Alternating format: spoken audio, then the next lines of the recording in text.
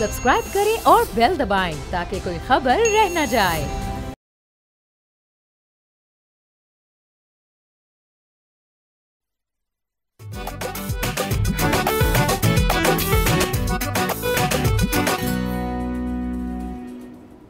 अस्सलाम वालेकुम, बोलो जनाब, मैं बहुत बहुत खुश आमदीद। मैं हूं असद निज़ामी, मेरे साथ हैं अली आफ्ताब। सर क्या हाल है? सर मैं ठीक तो हूँ, लेकिन मैं साथ एक बहुत बड़े नतीजे पे भी पहुँच चुका हूँ। वो क्या है? और वो नतीजा ये है कि जाहिर है इस वक्त हमारी हुकूमत तो कहती है कि दुनिया का सबसे बड़ा मसला जो है वो फेक न्यूज़ है।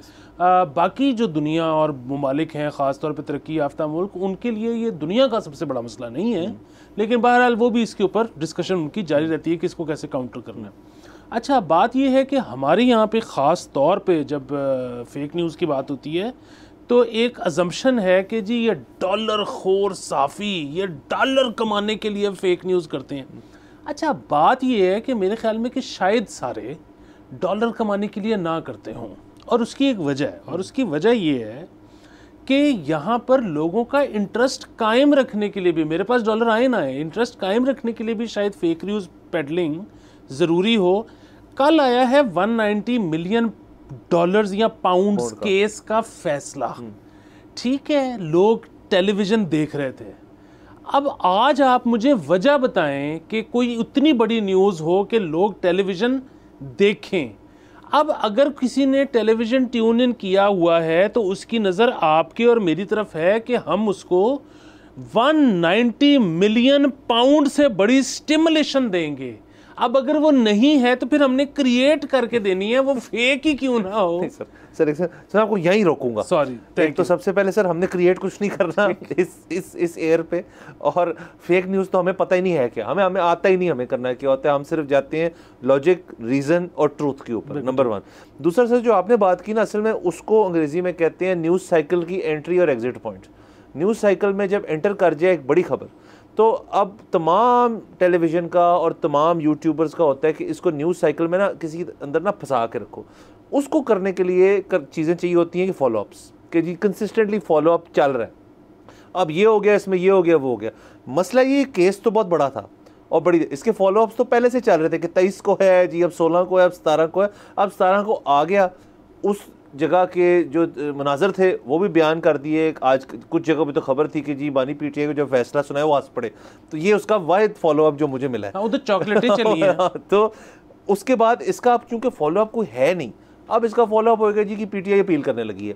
पीटीआई ने अपील कर दी है, जज साहब ने दाखिल कर लिया है केस। अब वो केस की पेशी इस दिन है, फलाना फलाना चलता रहेगा।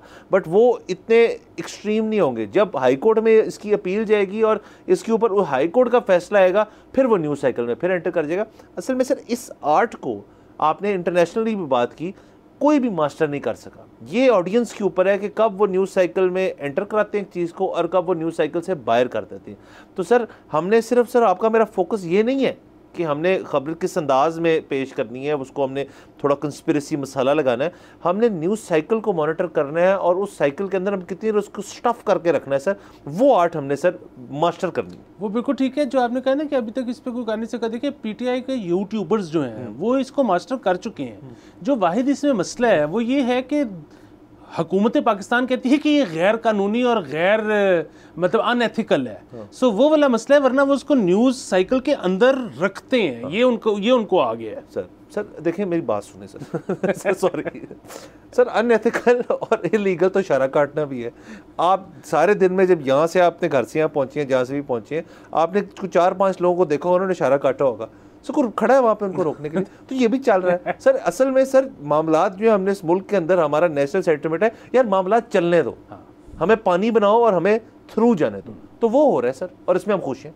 और ये बात बिल्कुल ठीक है, क्योंकि वैसे भी यहाँ पर जो फैसले भी आते हैं 190 का ही क्यों ना हो, उसमें प्राइम मिनिस्टर साहब को तो चलो सज़ा हुई, लेकिन वो जो कैबिनेट थी पूरी जिसने उसके ऊपर साइन किए थे, उनको तो किसी ने कुछ भी नहीं कहा। अच्छा, इसमें जो बुशरा बीबी हैं वो तो कोई हुकूमती हिस्सा ही नहीं थी, उनको भी सजा हो गई। सो यहाँ पे अगेन जैसे आप कहते हैं ना कि पानी की तरह चलना है, आपने राह निकाल ली है अपनी। बिल्कुल सर, बिल्कुल सर। बहरहाल सर ये तो सर हमारा, सर देखें हमने क्या, आपको पता है ना हमने इनडायरेक्टली किया क्या है, हमने फॉलोअप कर दिया न्यूज़ साइकिल में। सर आगे चलते हैं सर अपनी आज की पहली खबर के ऊपर। सर इलेक्शन कमीशन नहीं रुक रहा सर। वाह, इलेक्शन कमीशन ने 139 लॉ मेकर्स को सस्पेंड कर दिया और जो सस्पेंड किया है एक ऐसी वजह से जिस वजह से आप और मैं साल का जब मई जून चढ़ता है हम डर जाते हैं। सर एसेट्स की जो फाइलिंग होती है, स्टेटमेंट ऑफ एसेट्स के जो कुशवारे होते हैं, वो आपके तमाम जो पार्लियामेंट का हिस्सा है, वो सूबाई असेंबली की और नेशनल असेंबली की, उन्होंने वो जमा कराने होते हैं। सर 139 ऐसे हैं जो ECP ने बेसिकली ईयर मार्क किए हैं और उनके जो स्टेटमेंट ऑफ एसेट्स हैं वो जमा चूँकि नहीं हुए हुए थे या प्रॉपरली नहीं हुए हुए थे, तो उनको उन्होंने सस्पेंड ही कर दिया है फ्रॉम देयर रिस्पेक्टिव पार्लियामेंट्स। तो सर मैं बताता जाऊँ, ये बेसिकली 16 मेंबर जो हैं ये नेशनल असेंबली के, 66 मेंबर जो हैं पंजाब असेंबली के हैं, 33 मेंबर KP की असेंबली के हैं, 15 सिंध असेंबली के और 5 बलोचिस्तान असेंबली के। इसके अंदर अगर मैं जो नामवर लोग हैं वो हैं जो यूसुफ गिलानी साहब के साहबजादे हैं कासिम अली कासिम गिलानी, उसके अलावा जो PMLQ के फेडरल मिनिस्टर तारिक बशीर चौधरी हैं और दीगर और काफ़ी लोग हैं और टोटल इसका नंबर 139 बनता है। तो सर स्टेटमेंट ऑफ एसेट्स में आपने बेसिकली ये बताना होता है कि जी ईयर ऑन ईयर मेरा कोई इंक्रीज़ हुआ है एसेट्स में या सेम है, तो सेम भी आपने जमा कराना है, या ईयर ऑन ईयर आपका अगर इंक्रीज़ हुआ है आपकी एसेट्स के अंदर तो वो भी बताना है, ताकि ECP अगर प्रोब करना चाहे कि आपने ड्यूरिंग पावर, जब आप पावर में थे और आपने एसेट इंक्रीज़ किया अपना, तो उसकी कोई मनी ट्रेल जो है कि आपने कैसे इस चीज़ को किया वो आपको बताना पड़ेगा। इस चीज़ की रुकावट नहीं है कि आप बतौर एक पार्लियामेंटेरियन या एक मेंबर ऑफ असेंबली को अपने एसेट्स में इजाफा कर लें, बट इस चीज़ के अंदर ज़रूर आपके ऊपर स्क्रूटनी जो है फिर ज़्यादा होती है क्योंकि आपने पब्लिक ऑफिस होल्ड किया हुआ है। तो ये चीज़, ये प्रैक्टिस बहुत अच्छी है। अलबत्ता 139 मेंबर्स ऐसे हैं सर अब जो पार्लियामान के अंदर सस्पेंडेड हैं। सो अब सस्पेंडेड का मतलब तो यही होता है कि वो उस वोटिंग प्रोसेस जिसके अंदर कानून को कानून बनाना है वो उसमें नहीं शरीक हो सकते, वो बेसिकली अपनी ड्यूटीज़ जो हैं वो सर अंजाम नहीं दे सकते। तो सर ये बेसिकली ECP ने एक तो शो ऑफ पावर भी किया थोड़ा सा, और दूसरा सर हमारे मुल्क के लिए कितना लॉस है सर कि 139 लोग जो हैं वो इस वक्त काम नहीं कर रहे। सर ये बिल्कुल ठीक है, लेकिन मेरे ख्याल में ये एक मास्टर स्ट्रोक भी है उन लोगों की तरफ से जिन्होंने अपने कोशवारे जमा नहीं करवाया। अच्छा, ये जो आप एसेट स्टेटमेंट की बात कर रहे हैं, एसेट स्टेटमेंट के जमा करने का टाइम तो बेसिकली टैक्स फाइलिंग के साथ ही होता है ना। ये बेसिकली एक ही बात है। आप जो अपना स्टेटमेंट से कहते हैं टैक्स फाइलिंग करते हो उसमें एसेट स्टेटमेंट आपने ECP को भी देना होता है। बिल्कुल। अच्छा, अब बात ये है कि वो ये एक ऐसी चीज़ है कि अगेन इलीगल भी होगा, अनएथिकल भी होगा, बट दिस इज़ समथिंग जो कि तकरीबन सब लोग कर चुके हैं समेत शायद मेरे और आपके। ठीक है, मुझे तो ये कहने में कोई शर्म नहीं है कि ये मैंने किया हुआ है। उसकी एक वजह है, देखें, या तो हमारा जो आयरस सिस्टम है ना इफ़ेक्टिव हो कि वो खुद ही से मेरे नाम के अगेंस्ट जिसने टैक्स जमा करवाया है वो पिकअप कर ले। वो अनफॉर्चुनेटली नहीं करता। अब होता क्या है कि साल ख़त्म हो रहा है फिस्कल ईयर, और हम जिसके लिए हमने जो काम किया हम उसको फ़ोन करके रिक्वेस्ट कर रहे हैं कि प्लीज़ आपने हमारे कॉन्ट्रैक्ट के अगेंस्ट जो टैक्स जमा कराया था उसका हमें एक चलान फॉर्म भेज दें। जिसने टाइमली भेज दिया उसकी मेहरबानी, जिसने टाइमली नहीं भेज दिया, जिस तरह से आप कह रहे हैं कि अगर आप लेट हो गए तो आप तो फाइलर नहीं रहेंगे या आप लेट टैक्स फाइलर की कैटेगरी में ऐड हो जाएंगे। तो हम क्या करते हैं कि हम उस दिन की जो to the best of our knowledge हम वो जमा करवा देते हैं और 2 महीने के अंदर हम उसको एडिट कर लेते हैं, रिवीजन जिसे कहते हैं। रिवीजन जिसे कहते हैं। अच्छा, अब बात ये है कि क्लियरली मतलब असम्पशन मेरी ये है इस खबर को सुन के कि इन्होंने टाइमली जमा ही नहीं करवाया, वरना वो अब तक एडिट कर लेते कि जी वो चीज़ गलत थी या ये चीज़ ठीक थी या ये this has come to our knowledge now. अच्छा, मेरे ख्याल में ये इन्होंने पार्लियामेंटेरियंस ने, और ये बड़ी अच्छी बात है, लीडर कौन होता है जो जिसका विजन होता है, जो आपको आगे की लाहे अमल बताता है। तो ये उन्होंने हमारे लिए एक लाहे अमल खोला, और ना सिर्फ हमारे लिए बल्कि आगे आने वाले पार्लियामेंटेरियंस के लिए कि अगर आपको पता लगे कि कोई बहुत ही वाहियात बिल पार्लियामेंट में पेश होने लगा है जिस पे आप अपने दस्तखत नहीं करना चाहते, आप अपनी लेगेसी प्रोटेक्ट करना चाहते हैं, आप अपनी लेगेसी प्रोटेक्ट करना चाहते हैं, क्योंकि बाद में 2 पीढ़ियों के बाद आपके पोतों से पूछा जाएगा कि वो तू तेरा दादा वही सी ना जिन्हें वो बिल ते साइन किया, जो आजकल होता है लोगों के साथ। एग्जैक्टली जो आजकल लोगों के साथ हो रहा है। सो आप ऐसे मौके पे, और जाहिर है अब वो 18वीं तरमीम और उस सारे मसाइल के बाद अब ये है कि अगर आपको पार्टी लीडरशिप ने कह दिया है कि आपने इसके हक में वोट देना है तो फिर आपने देना है। तो इसमें सर कितना ज़बरदस्त खूबसूरत बात है कि आप अपने आप को नाअहल ही करवा लो। आप कहो कि जी मैं हूं सस्पेंडेड फिलहाल और मैं आऊंगा कुछ अरसे बाद, और फिर जब मैं आऊंगा तो उसके बाद जो बिल पेश होगा तो जैसे पार्टी कहेगी जान हाजिर है पार्टी के लिए, not this one, I will get you on the other one. Exactly sir ये बेहतरीन है। ये बेसिकली आपने इसको एक और पहलू से देखा है, जिस नजरिए से मेरे ख्याल में ये लोग अभी तक नहीं पहुंचे थे, लेकिन जाहिर है सर हम बैठे किस लिए यहाँ पे, हम ज्ञान बांटने बैठे हैं दोनों यहाँ पे, एंगल दे रहे हैं उसको। तो एंगल बड़ा जबरदस्त है सर कि आप जो है इतनी अपनी ईयरली प्लानिंग करें, और इसके लिए आपको इतना कुछ ज़बरदस्त अपना बंदा चाहिए टैक्स अकाउंटेंट का, जो कि बथेरे बैठे हैं कि वो आपको बताए यार कि इस डेट पे ना आपने ये नहीं करना और इस डेट पे आपने ये कर जाना है, तो मैं आपको इफेक्टिवली सस्पेंड करा दूंगा। सर कितनी ज़बरदस्त बात है कि एक टैक्स अकाउंटेंट जो है उसकी फ़ीस चार्ज करे, पार्लियामेंटेरियन सस्पेंशन फ़ीस कि यार मैं आपको ये करा के देता हूँ। इसमें अभी आप एक और एंगल लें, और वो ये है कि देखिए मेरा ये ख्याल है कि इस मुल्क में 24 करोड़ अवाम है सर, 24 करोड़ बहुत ज़्यादा होते हैं, आप गिन भी नहीं सकते, आपको पता भी नहीं होगा कि 24 करोड़ में ज़ीरो कितने होते हैं, ठीक है। अच्छा, और यहाँ पे मेरा नहीं ख्याल कि पार्लियामेंटेरियन ही क्यों ना हो, अगर उसकी ज़रूरत मौके पे नहीं है तो यहाँ पे इस मुल्क में काम किसी का भी नहीं होता, पैसे लिए दिए बगैर टाइप सीन। अच्छा, अब आप ये देखें कि इन पार्लियामेंटेरियंस की भी मतलब सही मानों में ज़रूरत कैसे पड़ेगी। वैसे तो ये जाहिर है पीछे पीछे भागते रहते होंगे स्पीकर के, चीफ मिनिस्टर के या प्राइम मिनिस्टर के कि हमारे इलाके के लिए फ़ंड रिलीज़ करा दो, ये कर दो, वो कर दो, लेकिन इनकी ज़रूरत उन्हीं प्राइम मिनिस्टर और चीफ मिनिस्टरों को किस दिन पड़ेगी, जिस दिन बजट पेश होना है, क्योंकि आपने बजट अप्रूव करवाना है। बजट आपको पता है कि कभी ऐसे नहीं हुआ कि अप्रूव ना हुआ हो।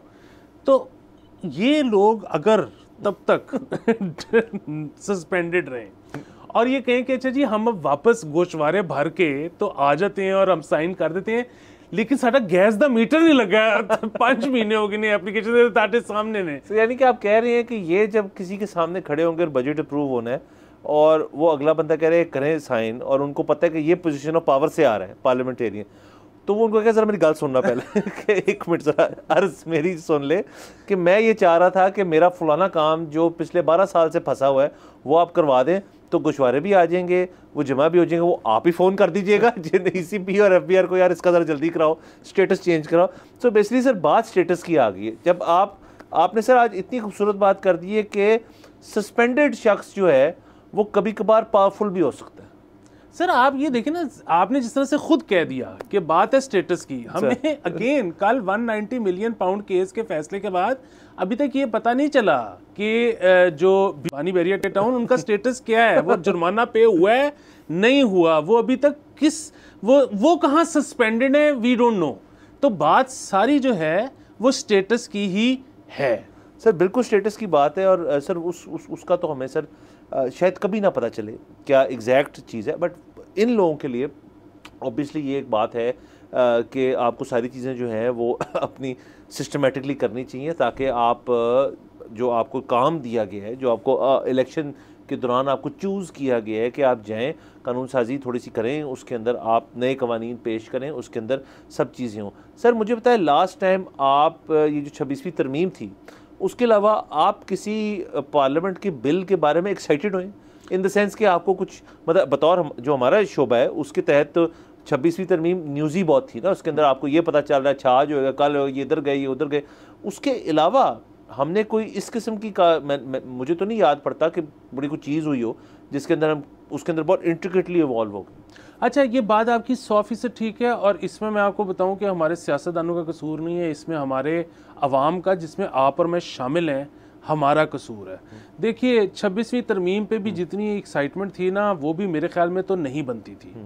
जो असल में होना चाहिए, एक्साइटमेंट जहाँ होनी चाहिए, कितने मुझे आप बताएं लोग हैं इस वक्त जिनको ये पता है कि पब्लिक अकाउंट्स कमेटी का जो अब इजलास है उसकी जो मनाजिर हैं वो लाइव दिखाए जाते हैं पंजाब असेंबली की वेबसाइट पर। मैं कहता हूँ इस वक्त 1/4 पंजाब की जो आबादी है उसको ये बात नहीं पता होगी।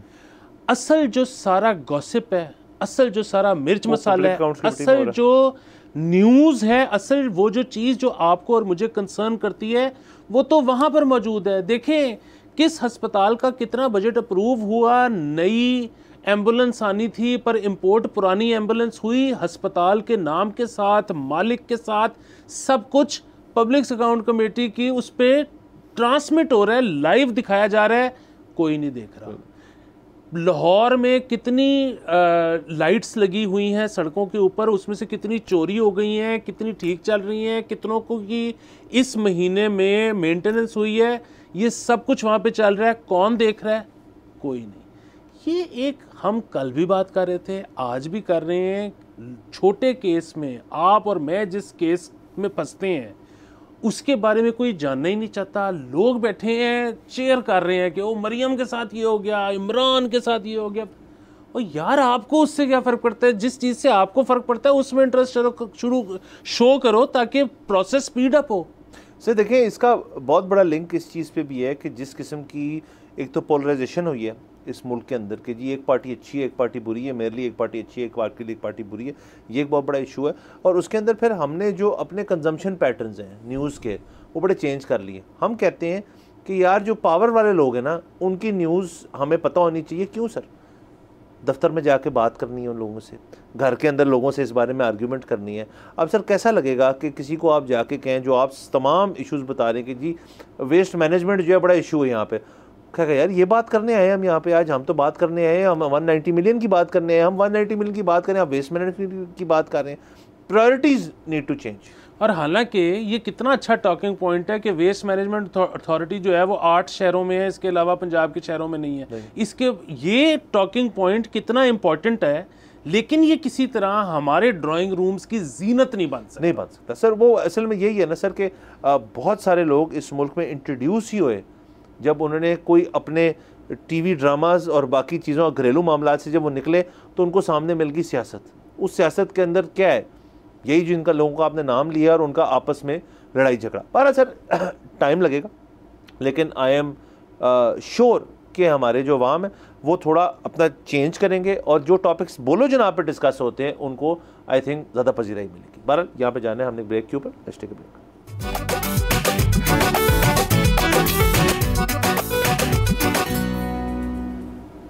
Welcome back from the break. आप देख रहे हैं बोलो जनाब। सर आगे चलते हैं प्लीज़। सर आजकल दौर है इलेक्ट्रिक व्हीकल्स का और सर दौर है अखबारात का। सॉरी सर नहीं असल में सर आपने वही बात की है कि इलेक्शन का रिजल्ट कुछ भी हो, जीत जमहूरियत की होती है। सर हम जो है आपको पता है हम अपनी बहुत सारी मतलब सर हम अपनी 50% प्लस इन्फॉर्मेशन जो है वो डिराइव करते हैं अखबारात से। तो ज़ाहिर है उसके अंदर तो इश्तिहार होते हैं, वो भी न्यूज़ ही होती है, क्योंकि यहाँ पे सर जो सरकारी इश्तिहार होते हैं। अभी आपने कहा है तो मुझे एहसास हुआ है कि हमें अपनी न्यूज़ ड्राइविंग जो सीन है उसको भी बदलने की ज़रूरत है। सोर्सिंग सर ठीक करनी पड़ेगी सर। वो आपको पता है सर अखबार की आदत जो है उसको छोड़ना जो है वो कोई आसान चीज़ नहीं होती, लेकिन हम कर पाएंगे, एक दिन हम कर लेंगे जब हम बड़े होंगे। लेकिन फ़िलहाल सर हम वहाँ से एक इश्तिहार आपने और मैंने देखा तो ये सर बड़ा बेहतरीन है। बेसिकली ये इसका मैं आपको बता देता हूँ, खुलासा सा पेश कर देता हूँ। मिनिस्ट्री ऑफ एनर्जी जो है वो बड़ी देर से चाह रही है कि पाकिस्तान के अंदर ईवी कल्चर जो है वो अवाम अडॉप्ट करे। अवाम इलेक्ट्रिक व्हीकल कल्चर जो है वो तब तक नहीं अडॉप्ट कर सकती जब तक यहाँ पे चार्जिंग नेटवर्क नहीं बनेगा। ये दुनिया भर का मसला है। पाकिस्तान इसमें कोई एक वाहिद मुल्क नहीं है जो ये करने की कोशिश कर रहा है। अमेरिका से लेके पता नहीं कहाँ तक, इलॉन मस्क की जो टेस्ला है उसने इलेक्ट्रिक ट्रक्स लॉन्च कर दिए थे, लॉन्ग हॉल व्हीकल्स जो होती हैं वो ट्रकर्स को उन्होंने कहा जी आप लें, आपका बड़ी सेविंग है। वो कहते हैं ये बात तो आपकी ठीक है, लेकिन हमने एक अमेरिका के इस कोने से इस कोने में जाने के लिए हमने को तकरीबन 100 स्टेशंस पे रुकना होता है। वहाँ पे हमने चाय पानी रोटी बाथरूम शाथरूम करके फिर ट्रक पे जाना होता है और ट्रैवल करना होता है। तो वहाँ तो हर जगह फ्यूल है, आप सारों पे इलेक्ट्रिक चार्जेस लगा दें, हम ले लेते हैं, कोई मसले वाली बात नहीं है। तो ये वो नहीं अभी तक कर पाए। ज़ाहिर है पाकिस्तान में ये चीज़ लेट आएगी। तो इस चीज़ को इंसेंटिवाइज़ करने के लिए हुकूमत ने क्या किया है, हुकूमत ने एक इश्तिहार पेश किया जिसके अंदर वो आपको और मुझे इनवाइट कर रहे हैं कि जी आप एक इलेक्ट्रिक चार्जिंग का एक एरिना टाइप बनाएं जिसके अंदर ढेर सारे इलेक्ट्रिक चार्जेस हों, लोग अपने व्हीकल्स आके वहाँ चार्ज कर सकें। उसके अंदर जो आपको बेसिकली वो रिलीफ दे रहे हैं कि इस वक्त लगभग 70 से 71 रुपये का यूनिट जो है बिजली की आपकी कॉस्ट है, तो उसके अंदर तकरीबन 44% रिडक्शन करके 39.70 पैसे का आपको रुपए का वो दे रहे हैं आपको यूनिट। यानी कि वो चाहते हैं कि जिस तरह पेट्रोल पंप बनता है हम इसी तरह चार्जिंग स्टेशन बना दें और उसके ढेर सारे चार्जेस लगे और आपको गवर्नमेंट जो है एक 44% रिड्यूस्ड रेट के ऊपर आपको इलेक्ट्रिसिटी जो है उसके ऊपर देगी। अब इसके अंदर सर ये सोच बहुत अच्छी है कि आप इंसेंटिवाइज लोगों को करें, क्योंकि यहाँ पे जो भी बड़ी कंपनी आती है इलेक्ट्रिक व्हीकल्स लेकर आती है, उनका पहला वादा होता है गवर्नमेंट के साथ कि जी हम अपना चार्जिंग नेटवर्क साथ लेकर आ रहे हैं। आज तक कोई लेके नहीं आया। सो अब वो चाह रहे हैं कि अवाम इसके अंदर हेल्प करे, बिज़नेस बन सकता है, इसका मॉडल हो सकता है, इसकी आप थोड़ी सी बना सकते हैं स्टेटमेंट्स वगैरह, हर चीज़ कोई फोर्सिएबल फ्यूचर के लिए जी मुझे कितना प्रॉफिट मार्जिन बनेगा वो कर सकते हैं आप, और शायद वायबल बिजनेस हो। मसला इसके अंदर 2-3 मसले, एक तो ये आपको करना पड़ेगा आपके तमाम जो है अर्बन सेंटर्स के अंदर, क्योंकि ज़्यादातर आपकी जो इलेक्ट्रिक व्हीकल या बाइक है या 3 व्हीलर है वो अर्बन सेंटर के अंदर, क्योंकि शॉर्ट रूट होता है। किसी भी लॉन्ग रूट पे आप जाएंगे तो ये मसला जो है आपका बढ़ जाएगा और आपको हाईवेज़ के ऊपर फिर ये लगाने पड़ेंगे। वो भी ज़ाहिर है इसके अंदर कोई ना कोई प्रोविज़न होगी, लेकिन हाईवे के ऊपर ऑब्वियसली प्रॉफिट मार्जिन कम होगी क्योंकि फुटफॉल थोड़ी कम होगी। अलबत्ता इसके अंदर से दूसरा जो मसला है वो ये है कि अगर को 39 रुपीज़ 70 पैसा का इनको यूनिट मिल रहा है तो ये तो गवर्नमेंट उनको दे ही रही है, तो इसके ऊपर जब उन्होंने प्रॉफिट कमाना है तो ये उसको ज़ाहिर है क्लोजर टू 70 लेके जाएंगे कि जी हम इसको महंगा बेचें ताकि हमारा वो प्रॉफिट मार्जिन रहे। इसके अंदर एक ये बात होगी। तीसरी सर बात इसके अंदर ये है कि यहाँ पे या तो होना जी स्टडी सप्लाई ऑफ इलेक्ट्रिसिटी है। इन सर्दियों में हमने देखा है कि बिजली हमारे पास बहुत है, लोग इस्तेमाल भी कम कर रहे हैं, लोड शेडिंग फिर भी हो रही है, तो जहाँ भी ये चार्जिंग स्टेशन खुलेगा वहाँ पे भी लोड शेडिंग होगी। इसका मतलब है जी क्या करें, अब जी 10 बाइक और 2 गाड़ियाँ और 3 रिक्शे खड़े हैं वहाँ पे जिन्होंने चार्ज होना, बत्ती चलेगी, अब क्या करेगा वो शख्स, वो उनसे गालियाँ तो नहीं खाएगा, वो जनरेटर ऑन करेगा और ऑब्वियसली आपका फिर तो 70 रुपये जो गवर्नमेंट रेट है उससे भी काफ़ी ऊपर जाके आप बेच रहे होंगे। तो आपका कॉस्ट फैक्टर क्या बनता है इसके अंदर, बहुत वेरिएबल है, बहुत मुश्किल है। तो इश्तिहार की हद तक तो ये बिल्कुल ठीक है, प्रैक्टिकली इसको करना आवाम में और आवाम के लिए बड़ा मुश्किल है।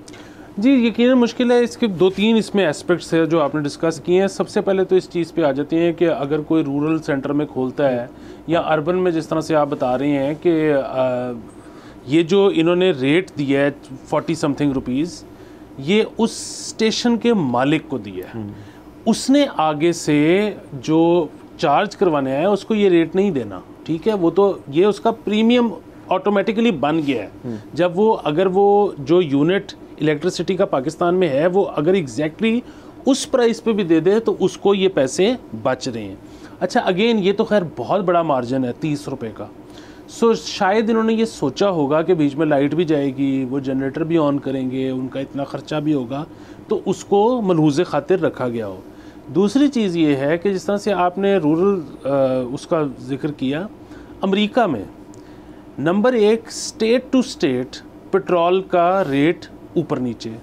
दूसरा चीज़ ये कि एक स्टेट के अंदर भी, यहाँ तक कि एक शहर के अंदर भी आपको 2 पंप्स मिल सकते हैं जिसका रेट डिफरेंट है, क्योंकि जिसने पंप को फिल करने आना है उसको अगर रास्ता थोड़ा पड़ रहा है, उसका फ्यूल कम लग रहा है तो वो सस्ते में दे देगा, जिस पे फ्यूल ज़्यादा लग रहा है उसको वो महंगे में देगा, इसी तरह वो बेचेगा भी महंगे में। तो ये जो बार बार बात होती है और हमने बड़ी मुश्किलों से बहुत साल के बाद ये हुकूमत से ये पावर ले भी ली कि वो ख़ुद से फ्यूल को प्राइस करे। अब से आपको पता है कि बहुत अरसे से ये मार्केट डिटरमिन करती है कि फ़्यूल की क्या रेट होगी। मतलब वो ओगरा एक समरी भेजती है और प्राइम मिनिस्टर के पास ये इख्तियार बाय द वे होता नहीं है कि वो उसको रिजेक्ट कर दे।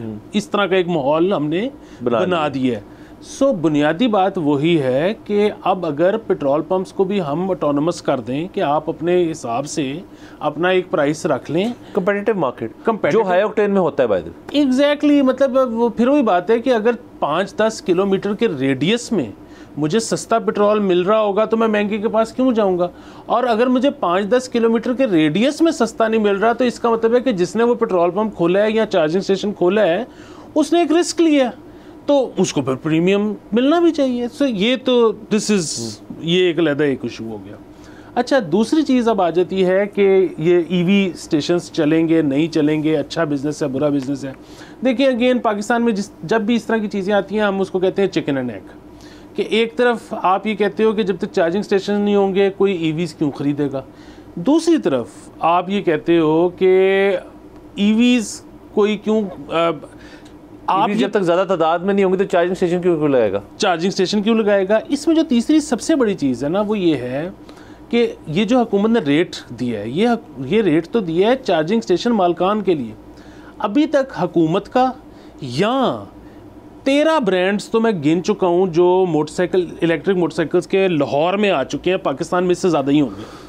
मैंने उनका कोई प्राइवेटली भी ऐड नहीं देखा जो ये बताए कि देखें आप पेट्रोल की बाइक चलाते हैं, आपको फ़ी किलोमीटर इतना पड़ता है, आप ये ले लेंगे तो चार्जिंग स्टेशन तो छोड़ें, आप अपने घर पे भी चार्ज करेंगे तो आपको फ़ी किलोमीटर इतना पड़ेगा। मैंने तो ऐड नहीं देखा। ठीक है, जब तक आप उसकी ऑडियंस, उसकी क्लाइंटल नहीं बनाएंगे तो फिर करना क्या है ईवी करके। सर बिल्कुल आपकी बात दुरुस्त है। देखें हमेशा से इधर बात होती है कि जी 2 व्हीलर और 3 व्हीलर को मोटिवेट करना है हमने, क्योंकि उसका हमें सर मेरे ख्याल में 1 करोड़ बाइक का फ्यूल कॉस्ट जो है इस मुल्क के अंदर जो इंपोर्ट करते हैं वो $6 बिलियन के करीब है। नंबर 1 चीज़ जो आप कह रहे हैं। नंबर 2 चीज़, 3 करोड़ बाइक है मुल्क में जी। गाड़ियों को अगर आप करेंगे तो गाड़ी तो 60 लाख भी नहीं है। हाँ जी, और वो फ्यूल ऑब्वियसली एक डिफरेंट। जैसे दूसरा इसके अंदर एक और मसला है, देखें अगर आप एज ए परसेंटेज देखें वो इलेक्ट्रिक चार्जेस जो ये कह रहे हैं लगाएं, उसके लिए आपको फीडर भी बड़ा चाहिए, आपको ट्रांसफार्मर भी बड़ा चाहिए, और आपको उसके बाद उससे प्रोडक्शन लेनी है आपने और इलेक्ट्रिक चार्जेस में देनी है। वो तो जाहिर है आपको ऐसे अर्बनाइज्ड एरियाज़ में करने पड़ेंगे। ज़्यादातर तो आपके फीडर्स जो हैं वो रूरल जगह पे लगे हुए हैं, मतलब अर्बनाइज सेंटर्स कम है, रूरल ज़्यादा है, तो वो रूरल फीडर्स जो हैं, रूरल ट्रांसफार्मर्स जो हैं वो तो हैंडल ही नहीं कर सकते इस चीज़ को। तो ये तो अभी तक ये प्रोजेक्ट जो है ये बहुत ही एक नीश किस्म की मार्केट के लिए केटर हो रहा है, जो यहाँ पे अफोर्ड भी करते हैं और कर सकते हैं। चलें वहाँ से शुरू कर लें। सवाल इसमें एंड में ये है सर कि ये भी चीज़ जो है अगर आपने आवाम को ही कहना है आप करें, तो आप ख़ुद क्यों नहीं बना लेते? आप ख़ुद इसका रिस्क लेना, आप अपने आप को दें, 10 रुपये का यूनिट दे गवर्नमेंट अपने आप को, और 10 रुपये के बजाय 13 रुपये का बेचे जो 70 रुपये का यूनिट है। फिर मज़ा आएगा ना, फिर लोग इससे मोटिवेट होंगे। उसके साथ एक कैंपेन लगाएं कि जी अगर एक हाउस होल्ड है जिसके अंदर 4 व्हीकल्स हैं, उसमें से एक ही इलेक्ट्रिक होनी चाहिए। अगर एक बैंक है जो कि लीजिंग कर रहा है, so out of every 100 cars they lease, उसमें से 10 जो है इलेक्ट्रिक होनी चाहिए। ये पॉलिसीज़ है ना, ये बाकी हर जगह तो हम करते हैं, यहाँ पे क्यों नहीं करते? यहाँ पे क्योंकि पता है जी कि इसके अंदर जो है हमें थोड़ी सी मेहनत करनी पड़ेगी और ये पूरी एक कल्चर चेंज करना पड़ेगा। सर बार जहाँ पे इसको कैरी ऑन करते हैं, यहाँ पे जाना है हमने ब्रेक के ऊपर। Let's take a break.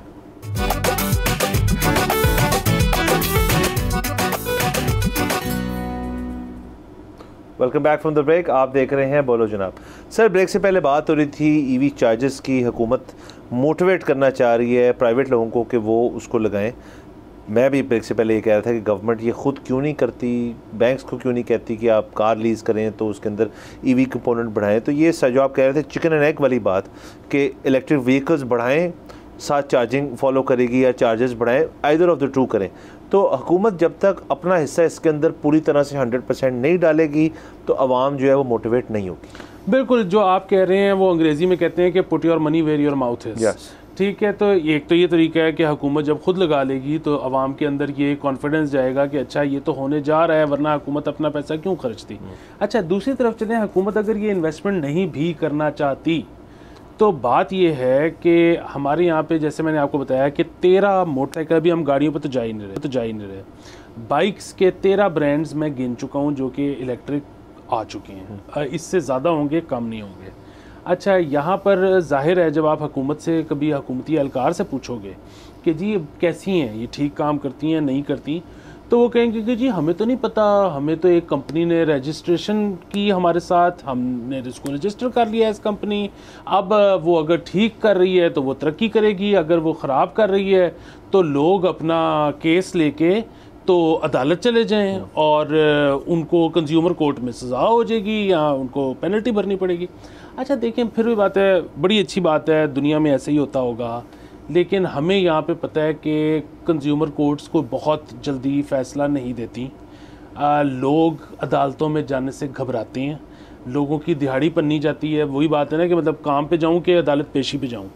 सो अगर हुकूमत थोड़ी सी ड्यू डिलिजेंस कर ले कि जी एक कंपनी है वो जो प्रॉमिस कर रही है वो दे रही है या नहीं दे रही, वो कहती है कि जी इतने घंटे में बैटरी आपकी घर पे चार्ज हो जाएगी।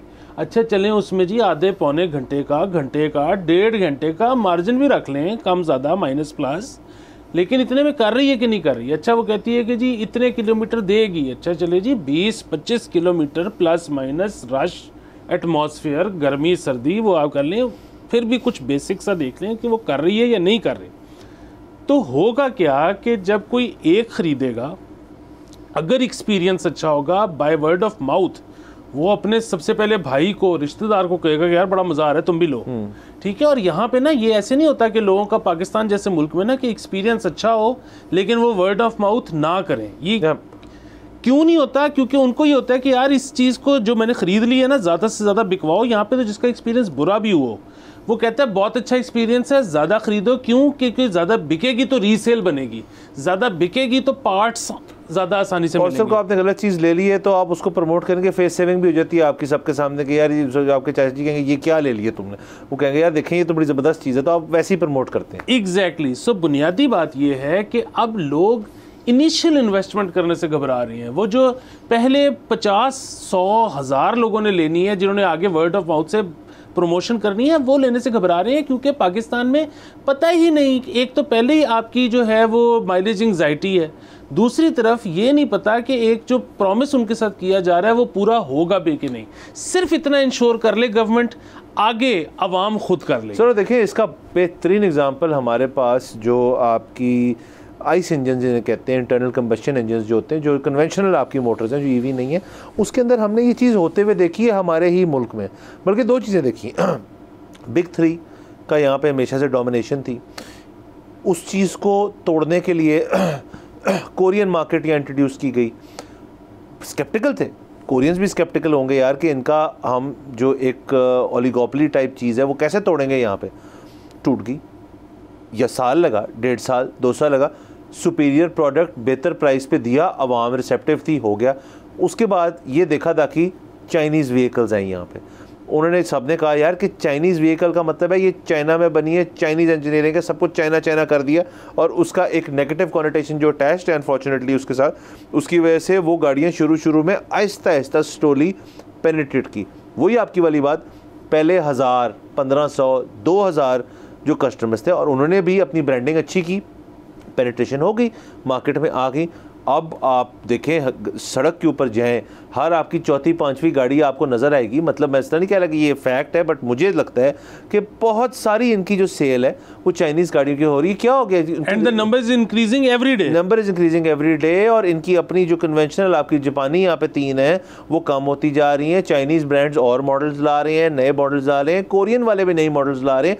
तो इसका मतलब है कि आपने एक, सर आयरॉनिकली एक बड़ी ज़बरदस्त चीज़ हुई कि आपने इतने साल आवाम को जो फंसा के रखा, एक टोटल सेलर्स मार्केट थी ये कि जी बिग 3 जो सेल कर रहे हैं वही खरीदते हैं, उसकी कन्वर्जन हुई इनटू अ बायर्स मार्केट। आज के दिन सर किसी शख्स के पास अगर पैसे मौजूद हैं, वो किसी चाइनीज़ व्हीकल के शोरूम में जाएगा, उन्होंने सिर्फ कहना है मुझे इस रंग में फलानी गाड़ी चाहिए, वो कहेंगे सर पे ऑर्डर लाए हैं आप? जी मैं लाया हूँ, ये लें गाड़ी वॉश करवा दो यार, ये गाड़ी लेके जा रहे हैं। ये लोगों के साथ हुआ है।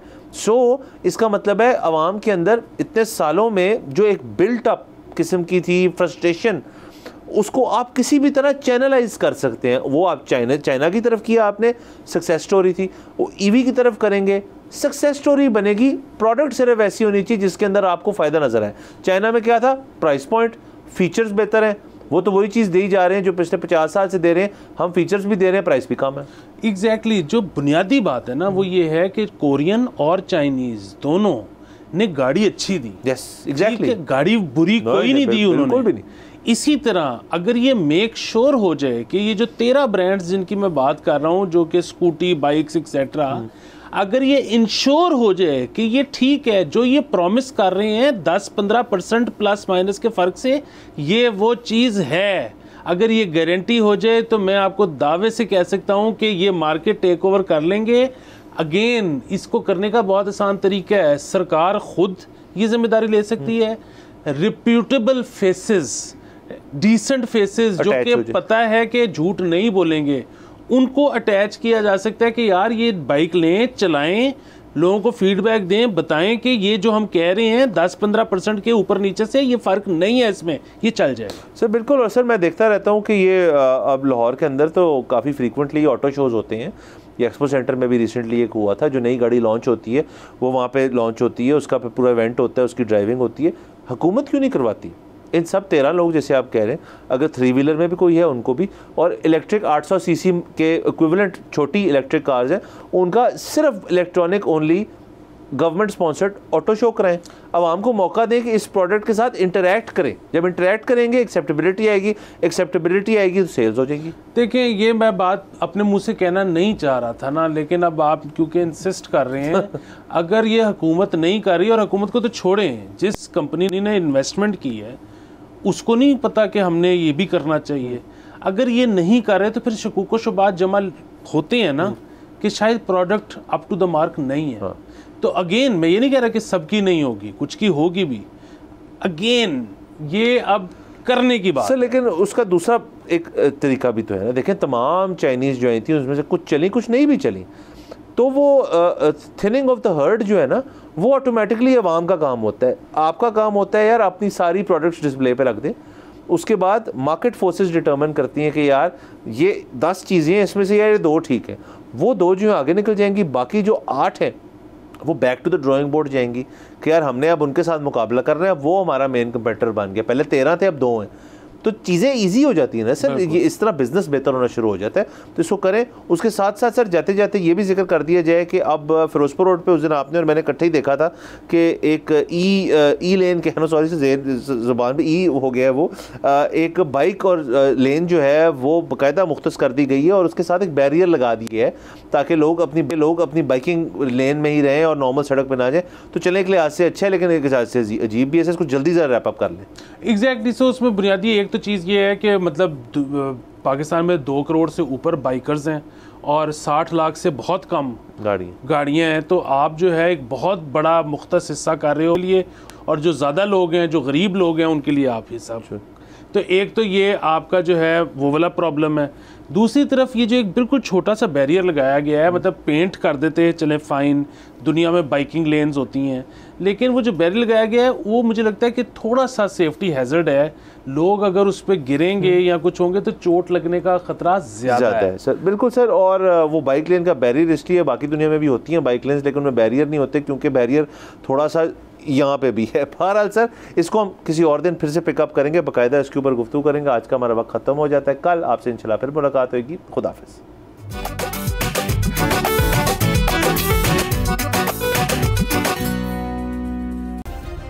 सब्सक्राइब करें और बेल दबाएं ताकि कोई खबर रह न जाए।